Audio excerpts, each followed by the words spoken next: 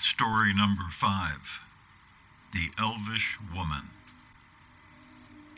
Warren met the Elvish woman in some dark place, possibly woods, on a day he no longer remembered.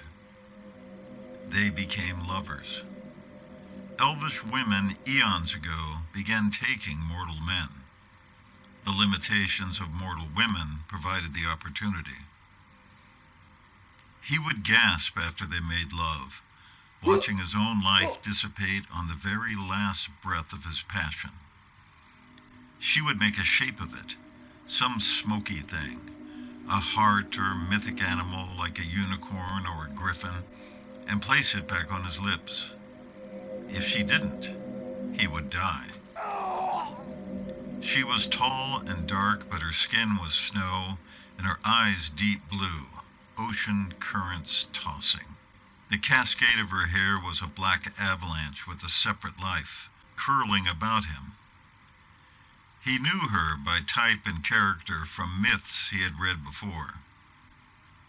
"You're very much as Tolkien described," he said one evening.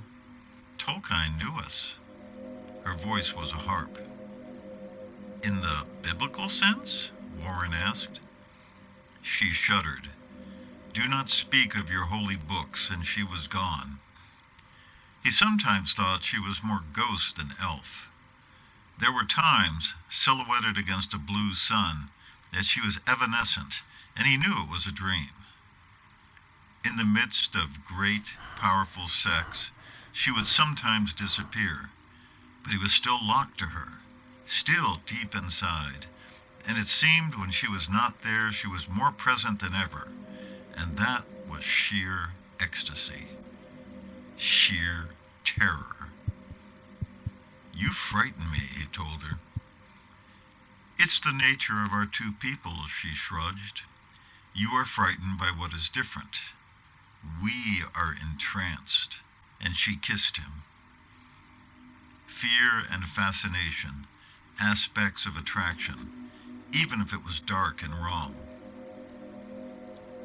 He sought her at all hours.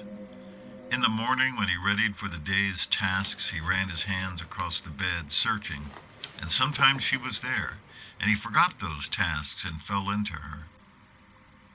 In the high sun, taking a rest, he walked out of his office and across streets, and there would be a hint of her in some part of town he didn't know, and he would run, and she would be at the end of a dark street. They would fall together in shadow.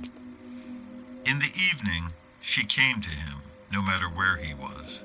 The women, the mortal ones, watched him because the smell of her was a perfume in his wake. Dead leaves in autumn, the end of things. They couldn't match it. Through lidded eyes, they saw him narrowly, as someone lost to their own charms, and they suspected something otherworldly. "Who is she?" asked one of the boldest. "Who?" he asked back, but not in perplexity. He genuinely wanted to know. "Who are you?" he asked her once. "Do you want my name?" She was fully there, naked, a shining of starlight and time to her skin, sex rising about her in waves. "Yes." "If you have my name, then you have my soul," she said. "It is a dark soul. We are a damned people. I want it." "Then you are damned," and she straddled him, and his breath was gone. His eyes saw forever. "Efneral," she breathed in the rhythm of their sex. "Is that your name?" he gasped. "No, that you will never have. It will kill me." She panted in orgasmic joy. "It will kill you." "Then what is that word?" "The transport." And she was lost in frenzy and drove deeper, and his screams echoed hers. The transport. No better word.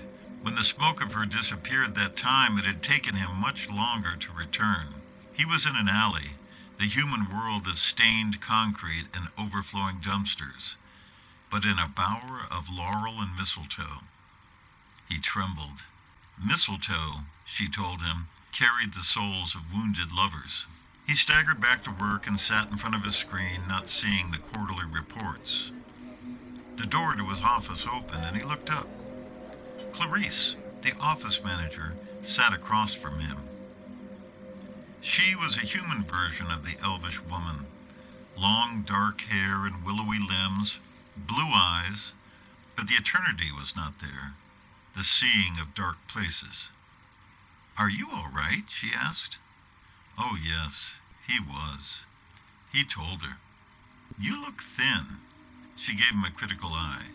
"Pale. Are you sick?" No, far from it. He told her that, too. She cocked her head, lovely in a human way. "You're being drained," she whispered. "You're disappearing." She leaned forward, earnest concern in her eyes, and Warren could see, nestled in her cleavage, a device, some intricate twisting of gold into a circlet that never ended. "You will wander dark hills and call out in agony." What? Warren blinked at her, but she rose and whirled the skirt about her, a cloud of obscurity, and was gone. Warren stayed late, making the effort, but he only finished half of what he should, and it was dark when he stepped outside.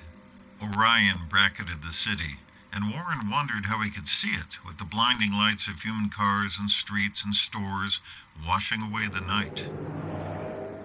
The belt gleamed at him. She said it was the belt all her race wore, and he wondered what it was like to dance on stars. A voice whispered in his ear, and he turned, following the caress of it, and hours later, he was on the edge of some leftover woods outside the highways.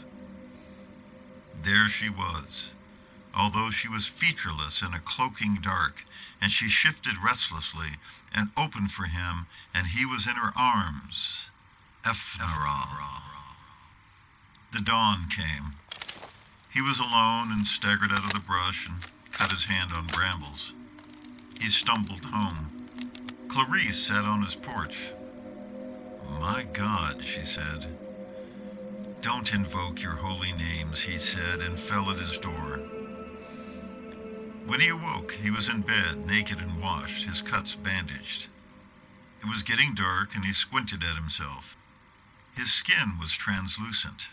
It was taking on an elvish glow. He smiled and closed his eyes and saw dark hills rolling to the belt.